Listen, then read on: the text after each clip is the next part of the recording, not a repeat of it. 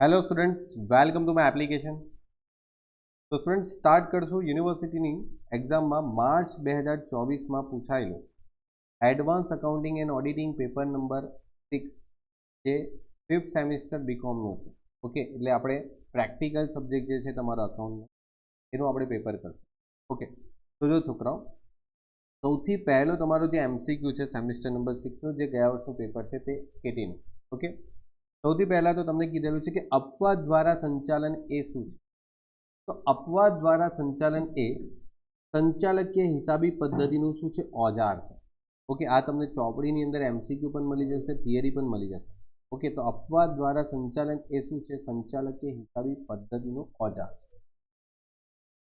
Okay, ચાલો ત્યાર પછી શું કીધું છે કે સંચાલકીય હિસાબી પદ્ધતિ સૌથી વધારે કયા પક્ષકારોને ઉપયોગી છે? કયા પક્ષકારને ઉપયોગી છે? બોલો, સંચાલકીય હિસાબી પદ્ધતિ શેર હોલ્ડરને ઉપયોગી છે, લેણદારોને છે, સંચાલકોને છે કે રોકાણકારો? તો સંચાલકીય હિસાબી પદ્ધતિ સંચાલકોને જ ઉપયોગમાં રહેશે। ઓકે, સિમ્પલ છે, આટલું લોજિક લગાવશો તો પણ તમારો દાખલો ક્વેશ્ચન સોલ્વ થઈ જશે। નીચેનામાંથી કયા અહેવાલો ખાસ અહેવાલ કહેવાય? કયા અહેવાલને ખાસ અહેવાલ કહેવાશે? તો પહેલો છે વિગતવાર વેચાણના અહેવાલો। ઓકે, તો હવે આમાં કઈ કઈ રકમ આવશે? આ 5 તમારી પાસે જે અહેવાલ છે ને એ તમારે પહેલા ચેપ્ટરની અંદર તમને અહેવાલોના બધા પ્રકારો આપેલા છે। ઓકે, અને એની અંદર એક થિયરી છે, તેમાંથી આ ટોપિકને પૂછવામાં આવેલો છે કે નીચેનામાંથી કયા અહેવાલને ખાસ અહેવાલ કહેવાય છે? તો જે મશીનરીની સ્થાપના અંગેના જે અહેવાલો છે ને એને ખાસ અહેવાલ કહેવાય। ઓકે, કેવા છે? મશીનની સ્થાપના, ઓકે, મશીનની સ્થાપના પુનઃસ્થાપના અંગેના જે અહેવાલ છે ને એ ખાસ અહેવાલ। બાકીના બધા અહેવાલોને ખાસ અહેવાલોમાં નથી કવર થતા। ઓકે, ચલો ત્યાર પછી આવશે નીચેના પૈકી કઈ પદ્ધતિનો સમાવેશ સંચાલકીય હિસાબી પદ્ધતિનો મુખ્ય ઓજાર નથી? જો ઓજાર નથી શબ્દ છે, સંચાલકીય હિસાબી પદ્ધતિનો મુખ્ય ઓજાર નથી। ઓકે, તો હવે આમાં કયું આવશે? તો છોકરાઓ એકમ પડતર પદ્ધતિ જે છે ને એ સંચાલકીય હિસાબી પદ્ધતિનો ઓજાર નથી। કે આપણે એકમ પડતર પદ્ધતિને સંચાલકીય હિસાબી પદ્ધતિમાં યુઝ નથી કરતા, એ તો પડતર હિસાબી પદ્ધતિમાં યુઝ। નાણાકીય પત્રકોના વિશ્લેષણની કઈ પદ્ધતિમાં નીચેના પૈકી કોનો સમાવેશ થાય છે? છોકરાઓ નાણાકીય પત્રકોના વિશ્લેષણમાં છે ને તુલનાત્મક માપના પત્રકો પણ આવે, વલણ દર્શાવતી ટકાવારી પણ આવે। એના વલણ દર્શાવતી ટકાવારી છે, તુલનાત્મક માપના પત્રકો છે, રોકડ પ્રવાહના પત્રકો છે, પછી ભંડોળ પ્રવાહના પત્રકો છે। ઓકે, તો આ ઘણા બધા પત્રકો છે જે આપણે વિશ્લેષણ માટે યુઝ કરીએ છીએ। શેના માટે? વિશ્લેષણ, કે નાણાકીય પત્રકોના વિશ્લેષણ। પછી એક આપણે ગુણોત્તર વિશ્લેષણ કરીએ છીએ, જે તમારું ચેપ્ટર છે। આ બધા નાણાકીય પત્રકોના વિશ્લેષણની પદ્ધતિ, ઓકે, નાણાકીય પત્રકોના વિશ્લેષણની। પછી એક સામાન્ય માપના બી પત્રકો આવે છે, સામાન્ય માપના પત્રક, જેને 100%ના પત્રકો તરીકે પણ ઓળખાય છે। ધ્યાન રાખજો, આ એમસીક્યુ પૂછાય છે। એક બીજા આવે છે, શું છે? સામાન્ય માપના પત્રકો, જેને છે ને 100%ના પત્રકો પણ કહેવાય, 100%ના પત્રકો। તો આ પત્રકો પણ બધા વિશ્લેષણની પદ્ધતિમાં જ આવે, એટલે એનો મતલબ આપણે આમાં શું આવશે? ઉપરોક્ત બધા જ આવશે। ઓકે, ચાલો હવે આગળ વધીએ। તો નીચેના પૈકી કઈ બાબતો નાણાકીય પત્રકોના સ્વરૂપનો ભાગ છે? નાણાકીય પત્રકોના સ્વરૂપનો ભાગ છે તો પહેલા તો આવે નોંધેલી હકીકતો, ઓકે, હિસાબી સિદ્ધાંતો અને પ્રણાલિકાઓ, ઓકે, વ્યક્તિગત અભિપ્રાયો, આ બધા નાણાકીય પત્રકોનો સ્વરૂપનો ભાગ જ છે। ઓકે, એટલે ઉપરોક્ત બધા જ આવશે આમાં, કે આપણે નાણાકીય પત્રકો જ્યારે બનાવીએ છીએ તેમાં નોંધેલી હકીકતો, એટલે હકીકતોને તો નોંધે જ છે, પછી હિસાબી સિદ્ધાંતો અને પ્રણાલિકાઓને પણ દર્શાવીએ છીએ, અને પછી વ્યક્તિગત અભિપ્રાયો પણ ત્યાં દર્શાવ। ઓકે, ચાલો આગળ વધીએ। નેક્સ્ટ, નીચેના પૈકી કઈ નાણાકીય પત્રકોની મર્યાદા નથી? છોકરાઓ ધ્યાન રાખજો, મર્યાદા નથી। તો નાણાકીય પત્રકોની મર્યાદા નથી, તો વ્યક્તિગત અભિપ્રાયની અસર, તો યસ, આ તો થાય છે, આ તો મર્યાદામાં આવે। આપણે મર્યાદા નથી શું પૂછ્યું છે, બરાબર? તમે જો નાણાકીય પત્રકોની મર્યાદા વાંચશો ને, એમાં મર્યાદામાં લખેલું છે કે વ્યક્તિગત અભિપ્રાયોની અસર, આ એની મર્યાદા છે। આ શું છે? એની મર્યાદા છે। આપણે મર્યાદા નથી એ જોવાનું છે। કેટલાક પરિબળોની અવગણના, યસ થાય છે, કેટલાક પરિબળોની અવગણના પણ મર્યાદામાં આવશે। બધી જ જવાબદારીઓ બતાવતી નથી. યસ, આ પણ આવશે, આ પણ એની મર્યાદા છે. ઓકે, અને ખર્ચાળ નહીં, નાણાકીય પત્રકો જે છે એ ખર્ચાળ તો છે નહીં, એટલે આન્સર આવશે એટલે 3 તો મર્યાદા થઈ ગઈ. હવે આન્સર તો એ જ રહેવાનું, કારણ કે તમને પૂછ્યું છે મર્યાદા નથી, તો ખર્ચાળ એ મર્યાદા નથી, નાણાકીય પત્રકો એ ખર્ચાળ નથી. ચલો લો, આપણે હમણાં જ આપણે કરી ગયા કે કયું પત્રકો 100%ના પત્રકો તરીકે ઓળખાય છે, હમણાં જ કરી ગયા આપણે આગળ. ઓકે, તો કયું આવશે? સામાન્ય માપના પત્રકો છે ને એ 100%ના પત્રકો તરીકે ઓળખાય છે. ઓકે, સામાન્ય માપના પત્રકો. અને આ બધા પત્રકો છોકરાઓ જે છે ને એ નાણાકીય પત્રકોના વિશ્લેષણ માટે યુઝ થાય છે. શું થાય છે? નાણાકીય પત્રકોના વિશ્લેષણ. આપણે 100%ના પત્રકોને કોને કહીએ તો સામાન્ય માપના પત્રકો 100%ના. ત્યાર પછી નેક્સ્ટ, નીચેના પૈકી કઈ વિગતો ભંડોળની પ્રાપ્તિ નથી? છોકરાઓ, ભંડોળની પ્રાપ્તિ નથી એટલે કદાચ ભંડોળનો ઉપયોગ હશે. ઓકે, તો વિચારી જો, ડિબેન્ચર બહાર પાડશો તો આ તો પ્રાપ્તિ કહેવાશે. ઓકે, દ્રશ્ય મિલકતનું વેચાણ કરશો એટલે પણ એ પ્રાપ્તિ કહેવાશે, તમને પૈસા મળશે. લેણદારોને ચૂકવણી અને બીજો આવશે પ્રેફરન્સ શેર પરત કરવા. પ્રેફરન્સ શેર પરત કરવા એ છે ને, પ્રેફરન્સ શેર પરત કરીએ ને એટલે ભંડોળનો શું થાય? ઉપયોગ થાય. કારણ કે અહીંયા પૈસા આપવામાં આવે છે, તો આ થશે ભંડોળનો ઉપયોગ. એટલે તમારી પાસે આન્સર જે આવશે એ પ્રેફરન્સ શેર પરત કરવા. ઓકે, અને લેણદારની ચૂકવણી એ તો છે ને ભંડોળ પર એની કોઈ અસર જ નહીં થાય. લેણદારને ચૂકવણી કરશું એટલે ભંડોળ પર કોઈ અસર જ નહીં થાય. બરાબર, ધ્યાન રાખજો, ભંડોળ પર કોઈ અસર થશે જ નહીં.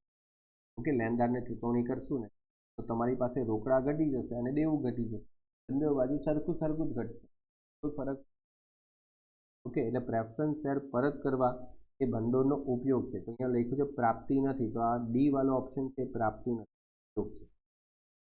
ચાલો, કાર્યશીલ મૂડી ઘટે જ્યારે, ક્યારે ઘટે? કાર્યશીલ મૂડી ક્યારે ઘટે? હવે છોકરાઓ, આ મેં તમને સમજાવેલું છે કે કાર્યશીલ મૂડી ક્યારે ઘટે. તો જો તમને ખબર જ છે, એક તો આપણે ચાલુ મિલકત આવે અને એક તો ચાલુ દેવા આવે. ઓકે, તો જો ચાલુ મિલકતમાં વધારો થાય કે અથવા તો ચાલુ મિલકતમાં શું થાય? ઘટાડો થાય. તો જો ચાલુ મિલકત વધે તો કાર્યશીલ મૂડી શું થાય? વધે.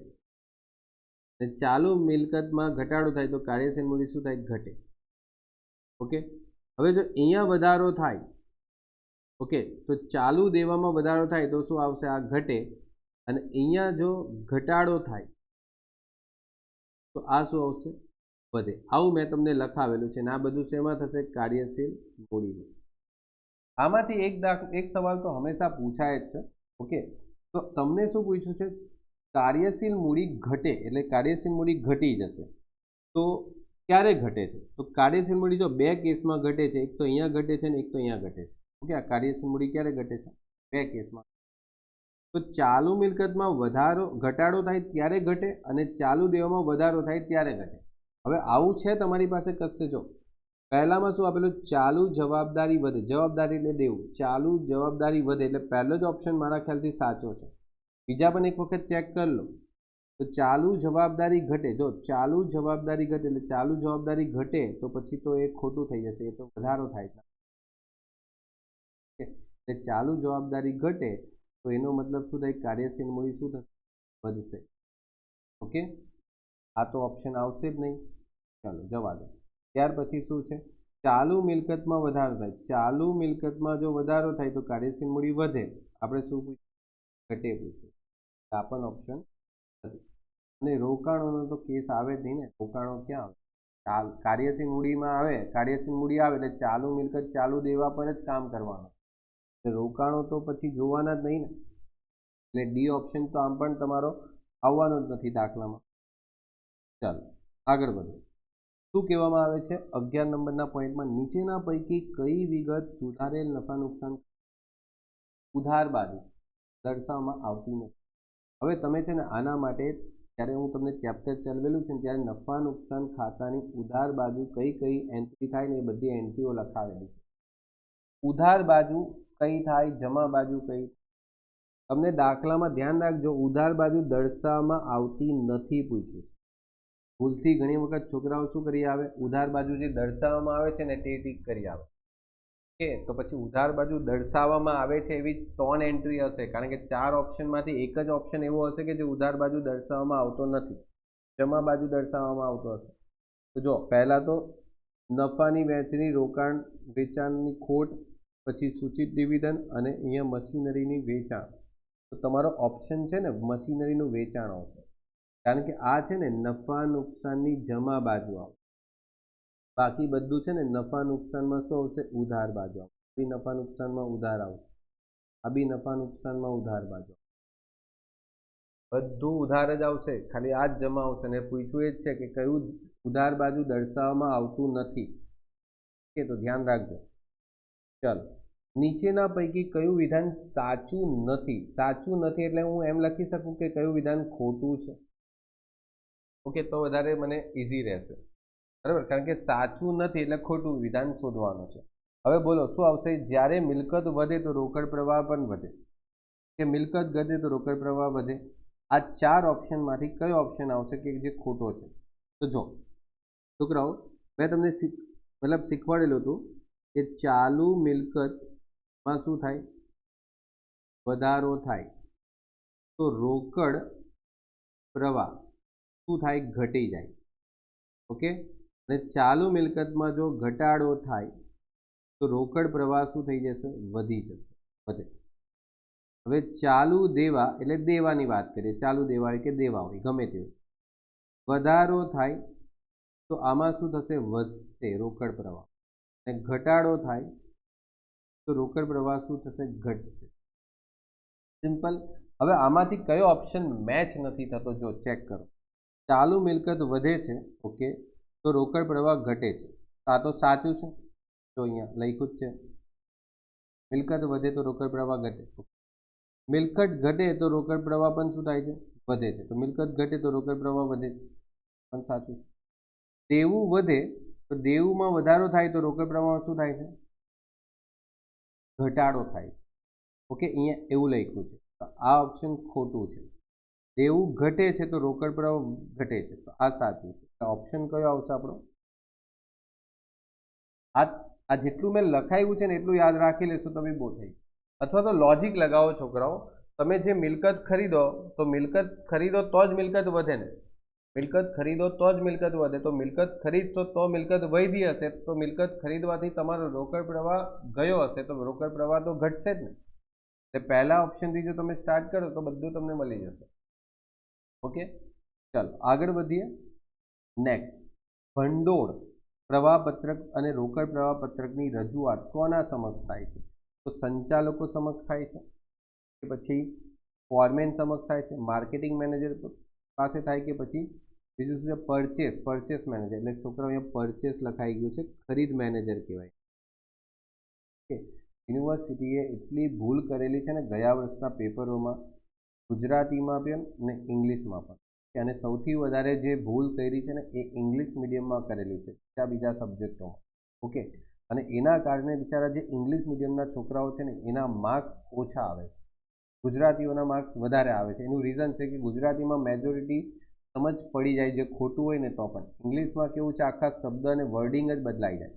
ઓકે, એટલે ચાલો, તો હવે ભંડોળ પ્રવાહપત્રક, રોકડ પ્રવાહપત્રકની રજૂઆત. જો છોકરા, ફોરમેન તો છે ને કંપનીનો એક પેલો કામદાર જેવો કહેવાય. કામદારને રોકડ પ્રવાહ ભંડોળ પ્રવાહપત્રકથી શું લેવા દેવા? મને વિચારીને કહો કે તમે કોઈ કંપનીમાં કામ કરતા હોય અને એ કંપનીના તમે ફોરમેન હોય, એટલે કે કામદાર હોય, તમે ત્યાં કામ કરતા હોય, એમ્પ્લોય હોય, તો એ કંપની રોકડ પ્રવાહ ભંડોળ પ્રવાહપત્રક તમારી સમક્ષ રજૂ કરશે. શું કામ છે? તમને શું કામ છે? તમને તો પગારથી મતલબ છે.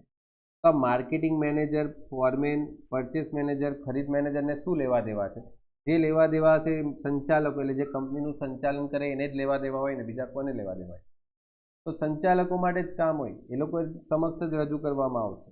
ઓકે, તો જ એ લોકોને ખબર પડે કંપનીની પરિસ્થિતિ એને શું છે, ક્યાંથી પૈસા આવે છે, ક્યાં જાય છે, ભંડોળ ક્યાંથી આવે છે, ક્યાં જાય છે. ચલો, નીચેના પૈકી કઈ વિગત નાણાકીય પ્રવૃત્તિમાંથી મળતો રોકડ પ્રવાહ નથી? ઓકે, બોલો, નાણાકીય પ્રવૃત્તિમાંથી મળતો રોકડ પ્રવાહ નથી પૂછ્યું છે. આ નથી વાળો શબ્દ છે ને છોકરાઓ બહુ હેરાન કરે ઘણી વખત. નાણાકીય પ્રવૃત્તિમાંથી મળતો રોકડ પ્રવાહ, ઘણી વખત છોકરાઓ સ્પીડમાં છે ને આટલું વાંચી જાય. હવે છોકરાઓ જો, આ આવકવેરાની જે ચૂકવણી છે ને એ નાણાકીય પ્રવૃત્તિ નથી, બાકી બધું નાણાકીય પ્રવૃત્તિ છે. પ્રેફરન્સ ડિવિડન્ડને મતલબ ડિવિડન્ડ ચૂકવશો, નાણાકીય પ્રવૃત્તિ. પ્રેફરન્સ એને પૈસા ચૂકવશો, નાણાકીય પ્રવૃત્તિ. ડિબેન્ચર બહાર પાડશો, નાણાકીય પ્રવૃત્તિ.